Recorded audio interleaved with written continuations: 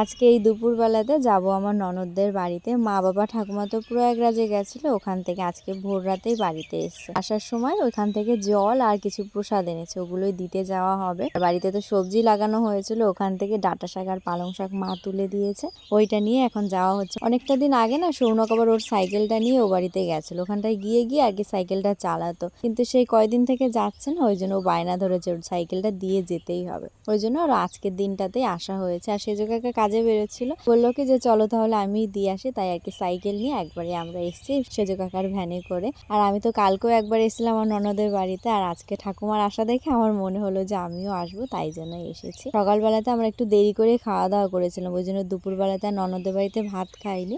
নন্দাই দই মিষ্টি এনেছিল, ওইটাই খাওয়া দাওয়া করেছি। আর আমরা বেরিয়েছি, তার মধ্যে মানে অটো টোটো আসছিল না বলে হেঁটে হেঁটেই বাড়ির দিকে যাচ্ছি। আর বাড়ি তো খুবই কাছাকাছি, ওই জন্য হেঁটে হেঁটে এসেছি। আর সন্ধ্যেবেলাতে মা দেখাতে বসেছে যে কি এনেছে।